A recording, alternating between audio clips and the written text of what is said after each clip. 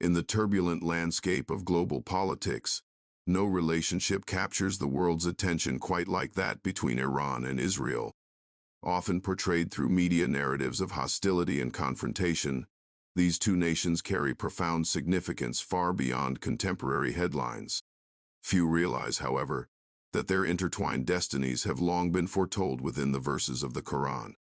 From subtle hints embedded in historical narratives to profound prophetic visions, the Quran provides intricate details that illuminate the purpose and eventual roles of both ancient Persia and the children of Israel, known as Bani Israel. Within the rich tapestry of Quranic discourse, the threads of history and prophecy weave together to reveal a divine plan in which these nations are neither arbitrary nor accidental. Persia, celebrated for its historical might and cultural prominence, emerges not simply as an earthly power but as an instrument through which divine decrees unfold. Simultaneously, the Quran addresses the Israelites as bearers of an ancient covenant, their story a recurring theme that resonates throughout the sacred text, marking their triumphs and their trials as lessons for humanity. Yet, what makes this prophetic interplay even more remarkable is its relevance to our current moment. In a time where geopolitical tensions run high and predictions of conflict echo loudly, the clarity provided by Quranic prophecy offers a profound perspective.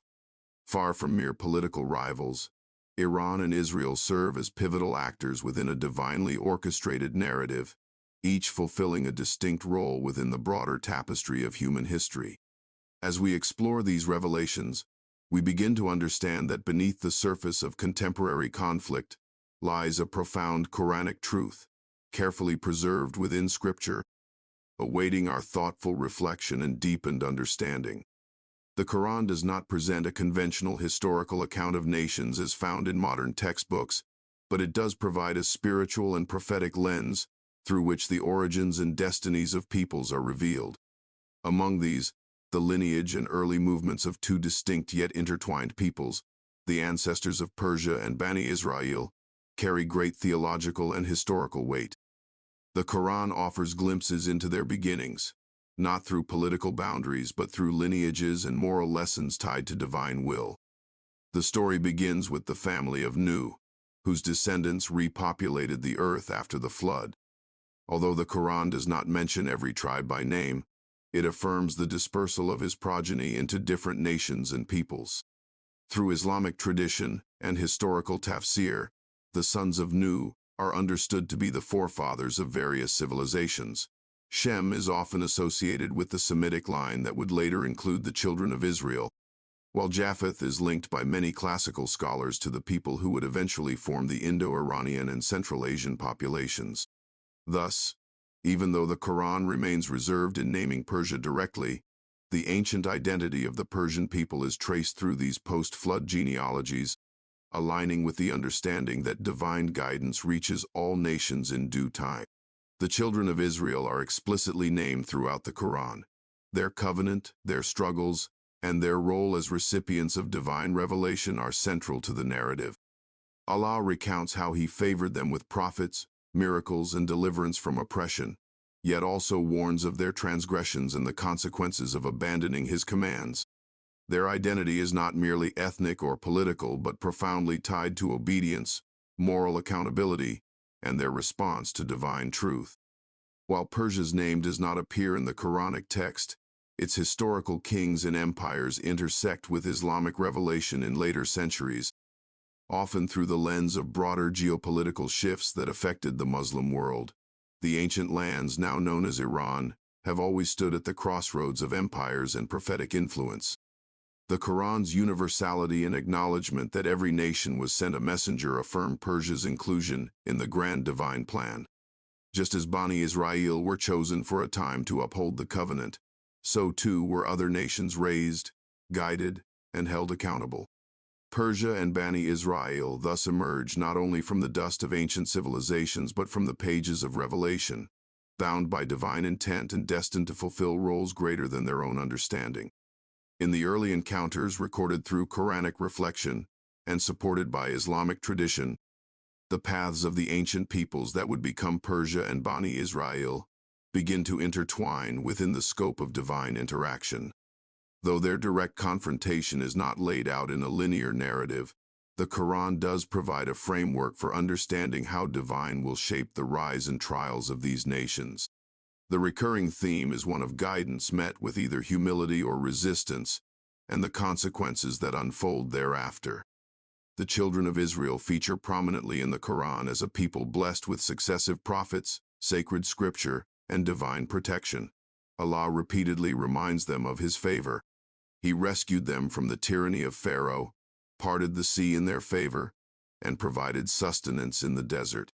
These miracles were not mere historical events, but signs of a covenant, a living agreement between the Creator and a chosen community. Yet within that blessing came expectation. The Quran recounts their lapses in obedience, their questioning of prophetic authority, and their return to worldly desires. These episodes serve as spiritual mirrors, reflecting not only the historical journey of Bani Israel, but the condition of any people granted divine knowledge and tested by it. Persia, though not named directly in the Quran, enters this spiritual landscape through the broader context of divine justice and the rise and fall of nations. Allah states in Surah Al-Isra that He has destroyed many communities after they transgressed, and He raised others in their place. Islamic history and prophetic traditions later identified some of these rising civilizations as rooted in the lands of Persia. The story of Dhul Qarnayn, a righteous and powerful leader mentioned in Surah Al-Kahf, is viewed by some scholars as a possible reference to Cyrus the Great, a Persian king known for his justice and protection of oppressed peoples. While there is no consensus on this identification, the Quran presents Dhul Qarnayn as a servant of God, traveling east and west, establishing justice, and building a barrier against the destructive forces of Gog and Magog. His legacy is one of action driven by divine knowledge, a ruler who sought not conquest but protection for the weak. This indirect engagement draws a contrast to the experience of Bani Israel, where Bani Israel were given the law and failed at times to uphold it. Persia emerged through figures like Dhul Qarnayn as an example of strength aligned with righteousness. These early interactions in the sacred text are not meant to cast judgment by ethnicity or geography, but to illuminate how divine favor responds to belief, justice, and action. The Quran's narrative establishes that Allah's guidance is not limited to one nation or lineage. Every people, whether explicitly named or hinted at through allegory, are subject to divine testing. Whether through prophets sent among them or through interactions with other guided communities, their response becomes part of a larger pattern in human history. As time progressed, these two nations found themselves on opposite sides of different prophecies. Bani Israel, once liberated and guided, often drifted into rebellion and called for renewal through warning and correction. Persia, through its kings and scholars, became a home for knowledge, empire, and eventually one of the earliest regions to accept Islam following the Prophet's mission. These transitions, while not described in detail in the Quran, are implied within the broader Quranic philosophy that every people has its time, its chance to rise or fall, and its ultimate accountability before God. Through these early encounters and interactions, we begin to see the unfolding of a divine pattern. The children of Israel and the people of Persia, each in their own moment, stood at the intersection of guidance and power. Their stories teach that no community is favored by birth, only by righteousness, and that Allah raises whom He wills to fulfill His purposes on the earth.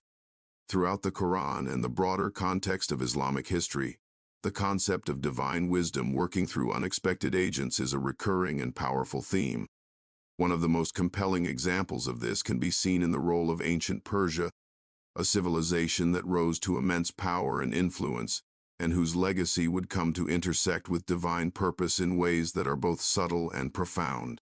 Although the Quran does not name Persia explicitly, its influence is present through the lens of history, prophetic wisdom, and Islamic scholarship. The empire's legacy is felt not merely through its political conquests or cultural achievements, but through its unexpected alignment with divine justice at key moments in sacred history. One of the most striking reflections of Persian influence and divine wisdom appears through the figure of Dhul Qarnayn, mentioned in Surah Al-Kahf. The Quran introduces him as a just ruler, granted power and knowledge by Allah, who traveled to the ends of the earth and enacted justice wherever he went. He is described as building a great barrier to protect a vulnerable people from the destructive forces of Ya'juj and Ma'juj, or Gog and Magog. This ruler did not seek power for its own sake. When offered material rewards, he declined, stating that his reward was with his Lord, and that he would use his strength to help those who could not help themselves. Some Islamic scholars and commentators, including those from classical eras, identified Dhul Qarnayn with historical figures such as Alexander the Great, or more convincingly, Cyrus the Great of Persia. While no definitive identification is claimed in the Quran itself, the ethical profile of Dhul Qarnayn aligns more closely with Cyrus, known through both Jewish and Persian sources as a liberator and just monarch who respected the beliefs and customs of the nations under his rule. Cyrus, a Persian king, famously allowed the children of Israel to return from their Babylonian exile and rebuild the temple in Jerusalem. This act of mercy and justice resonates with the kind of behavior praised in the Quran. It exemplifies the Quranic principle that Allah may use whomever He wills, regardless of their origin or religion, to fulfill His divine will. It was not uncommon in the Quranic worldview for non-believers, or those outside the formal fold of prophethood, to play roles in the unfolding of divine decree. Pharaoh's wife, who opposed her husband's tyranny, is praised in the Quran for her piety and steadfastness. Similarly, Cyrus's act of facilitating the return of the Israelites and supporting the rebuilding of the temple becomes, in the Islamic perspective, an example of divine wisdom working through a worldly ruler who aligned himself, consciously or otherwise, with divine justice. This perspective highlights a deeper truth within the Quranic framework. Guidance and righteousness are not the sole property of any one nation. Persia's influence did not end with kings and empires. The empire became a center for intellectual flourishing, housing scholars, scientists, and eventually serving as fertile ground for the spread of Islam. When the message of Prophet Muhammad reached the East, it found fertile soil among the Persian people. Within a short span after the Prophet's passing, Persia transitioned from the Zoroastrian Empire of the Sassanids to a major center of Islamic learning and civilization.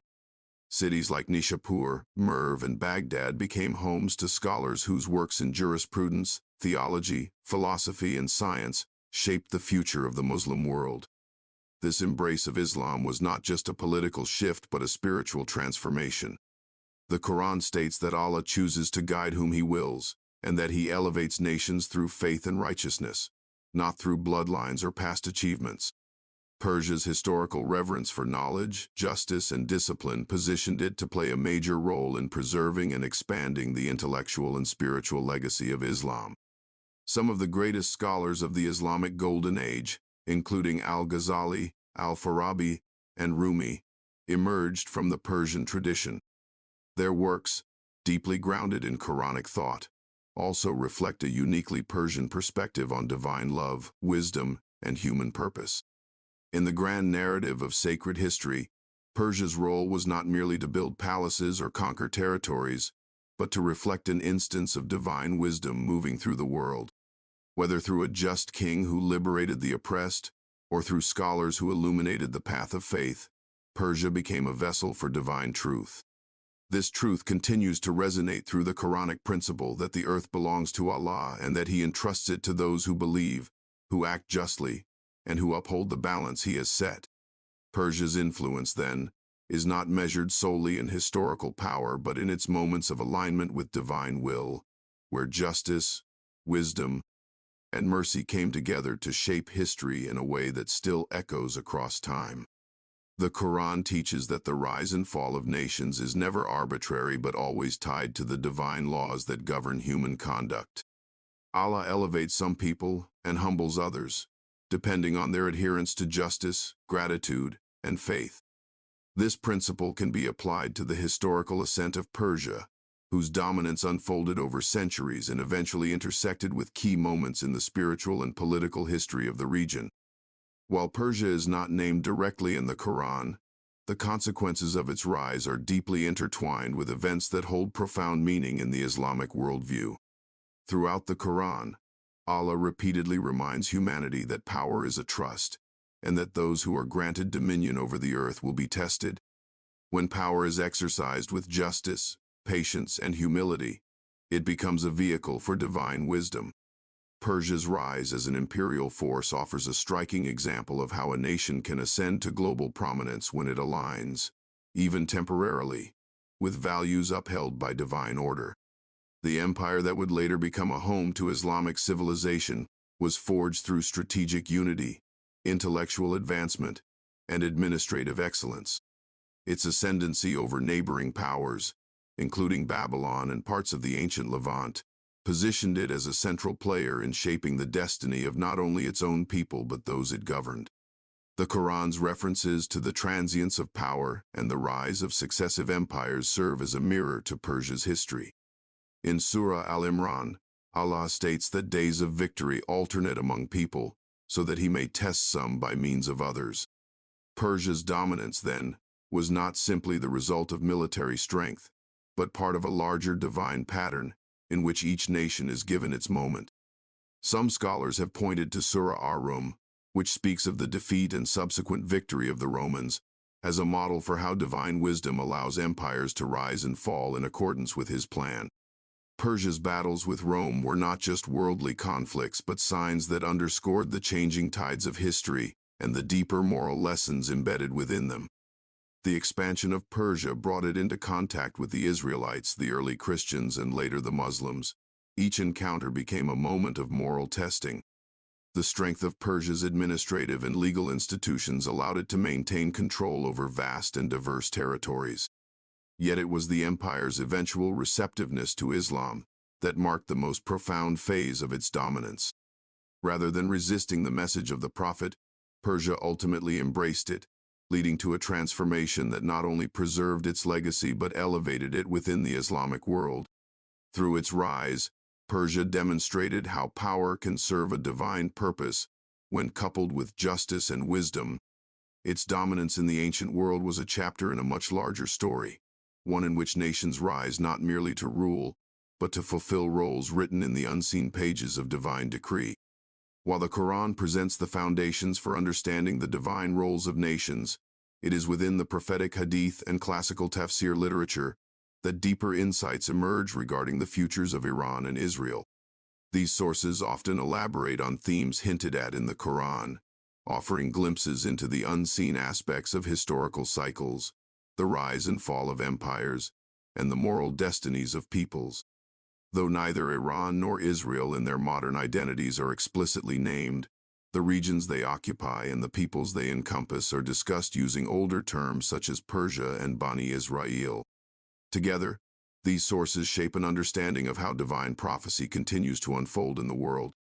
In many hadiths, the Prophet Muhammad spoke of events involving regions to the east and their eventual roles in supporting or opposing divine truth.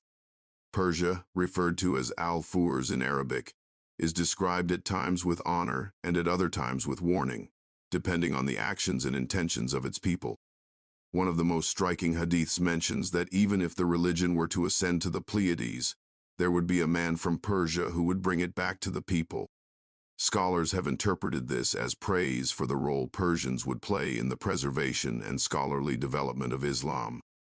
This came true in the centuries following the Prophet's passing, when Persian scholars contributed significantly to hadith sciences, jurisprudence, theology, and philosophy. On the other hand, prophetic traditions also speak of trials and tribulations emerging from the East. These trials are often associated with confusion, division, and the rise of forces opposed to the pure message of Islam. It is within this context that Iran's modern trajectory becomes spiritually significant. When a nation that once embraced Islam becomes entangled in political ambitions that stir hostility, especially against those divinely protected, such as the remnant of Bani Israel, its actions take on a prophetic dimension, not because of its ethnicity or origin, but because of its position relative to divine truth and moral accountability. Bani Israel, the children of Israel, are discussed extensively in the Quran and further analyzed in tafsir works. Classical commentators recognize that the children of Israel were both chosen and tested. They were given prophets, scriptures, and many signs. Their covenant with Allah was unique, but their deviation from that covenant is also a recurring lesson. In the Hadith literature, the Prophet spoke of the similarities between the Muslim Ummah and Bani Israel, often warning his followers not to fall into the same errors of pride, disobedience, or sectarian division. At the same time, he recognized that among the children of Israel there would always be individuals who held firmly to truth, and some would even follow the final prophet when his message reached them. What makes the prophetic traditions surrounding Iran and Israel so compelling is their convergence in discussions of the end times. Various narrations describe large-scale conflicts that will involve regions east and west of the Arabian Peninsula. In some hadiths, massive armies are described approaching from the east, led by banners of power but not necessarily guided by truth. These armies are sometimes linked in later tafsir to the lands of Persia, though not always by name. What matters most in these traditions is not the label of a nation but the moral position it takes when truth becomes manifest. As for the role of Israel, the Hadith literature describes a time in which a great conflict will arise between the Muslim world and forces gathered around what is described as a revived presence of Bani Israel. Some traditions speak of a climactic event in which justice will be reestablished and deception will be exposed. This has been interpreted in many ways, with scholars emphasizing the need for caution when applying symbolic language to contemporary events. Still, the enduring presence of Bani Israel in prophecy points to the idea that they will remain a significant part of the human story until the final chapters are written. Tafsir texts build on this by emphasizing the dual nature of both Persia and Bani Israel. Both have been recipients of divine favor. Both have also experienced divine punishment. Their destinies are not fixed in ethnic terms but in moral and spiritual choices. The tafsir of Surah Al-Isra, for example, connects the rise and fall of Bani Israel to their conduct and their faithfulness to the covenant. Similarly, reflections on Surah Al-Kahf and Surah Ar-Rum underscore how empires like Persia, even at their height, are merely instruments in Allah's hand, rising and falling according to His will. These prophetic teachings do not offer political endorsements or condemnations. They offer reminders. Every nation has its moment of truth. Persia rose, contributed, and flourished. Bani Israel were chosen, tested, and often strayed. Yet the door of return remains open to all. The Hadith and Tafsir traditions remind us that nations are accountable not for their names or pasts, but for their actions, their justice, and their willingness to heed the message of God when it comes again. The Quran and the Hadith both speak of a time when the world will descend into widespread turmoil, injustice, and confusion, setting the stage for events that will mark the end of human history as we know it. Among the most vivid themes presented in these sources is the emergence of great conflicts that will engulf nations, drawing them into alliances and battles, not just for land or power, but for truth and deception, guidance and misguidance. Within this framework, the roles of nations like Iran and the remnants of Bani Israel become deeply significant. Their positions during these trials will not be coincidental but part of a divine narrative that reflects their moral alignment. The Quran refers to the last hour on numerous occasions, sometimes in clear signs and other times in veiled language. In Surah Al-Anbiya, Allah describes how nations will be gathered and judged, and how their records will speak for or against them. The approaching day is described as a reality denied by many but inevitable in its arrival. One of the clearest signs mentioned in both the Quran and Hadith is the appearance of Ya'juj and Ma'juj, the destructive forces that will break free from their barrier and bring chaos upon the earth. Surah Al-Kahf recounts how Dhul Qarnayn, a just ruler, built a wall to contain them, and that in the end times, Allah will permit that barrier to crumble. The unleashing of Ya'juj and Ma'juj is a symbolic and literal moment in Islamic eschatology, marking a phase where chaos becomes global and overwhelming. Prophetic Hadith literature offers further detail. The Prophet Muhammad spoke often of the trials that would precede the hour. He warned of widespread injustice, the collapse of trust, and the rise of false leaders. He described a time when the East and the West would clash, and when great battles would be fought near the lands of Sham, or Greater Syria, a region closely connected to both ancient Israelite and Persian territories. One of the central themes is the emergence of a great army from the East. Some narrations mention that black banners will rise from the direction of Khorasan, a region historically tied to northeastern Iran and Central Asia. While scholars caution against literal interpretations without context, many understand these hadiths as pointing to the involvement of Persian-influenced lands in future spiritual or military upheavals. In the same period, the hadith literature speaks of intense conflict involving the descendants of Bani Israel. A final confrontation between those aligned with truth and those who follow falsehood is anticipated. Some narrations refer to a confrontation involving Muslims and a group supported by false messianic claims. The Dajjal, or Antichrist, is said to deceive many with miracles and false promises, and among his earliest followers will be individuals from all backgrounds, including those of Bani Israel. Yet the tradition also holds that when Isa ibn Maryam, Jesus son of Mary, returns, he will break the cross, kill the Dajjal, and lead the believers to victory. In this process, truth will be separated from falsehood, not by ethnicity or nation, but by submission to the will of God. Iran's involvement in this great conflict has been a topic of interpretation and speculation within Islamic scholarship. What remains consistent across views is that the moral alignment of any nation during the end times will determine its fate. Persia, once a beacon of justice and knowledge, may become, in some narrations, a force of confusion if it strays from divine guidance. Bani Israel, once chosen and repeatedly tested, may face the culmination of their historical journey in either acceptance or rejection of the final truth revealed through the return of Isa. In both cases, their actions and intentions, rather than their identities, will define their roles. Surah At-Tawbah and Surah Al-Araf remind believers that the signs of the hour will only be clear to those whose hearts remain connected to truth. Nations may rise in strength or fall into disgrace depending on how they respond to divine signs. The final conflict is not merely about swords or armies, but about submission, justice, and the return to the covenant with God. When deception spreads and the world is plunged into darkness, those who cling to the light of revelation will be distinguished. The Quranic and prophetic traditions ultimately make it clear that the end times will be a test for all, and the outcomes will reflect the inner realities of nations and individuals alike. As the final chapters of human history unfold, the Quran and Hadith reveal that divine intervention will not only be inevitable but decisive. The end times, marked by unprecedented trials and conflicts, will reach a point where the intervention of Allah will become the only force capable of restoring truth and balance. In the midst of global chaos, where falsehood seems to dominate, and the righteous are tested to their limits, the Quranic narrative assures that Allah does not abandon the earth to darkness. Instead, He steps in at the precise moment when human power, reason, and justice have failed.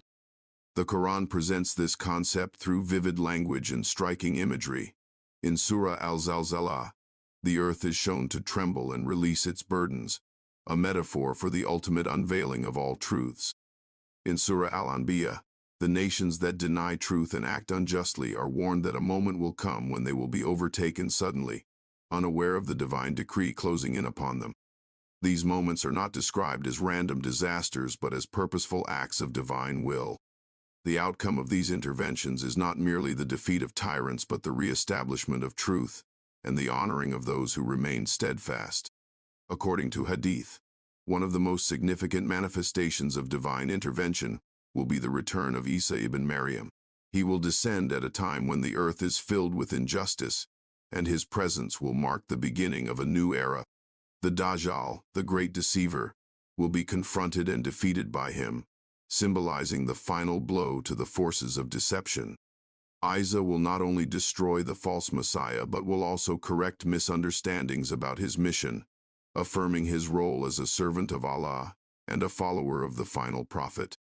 In these accounts, divine intervention is portrayed not simply as a moment of punishment but as a mercy. The people who remain true, who resisted the pressures of confusion and compromise, will be vindicated.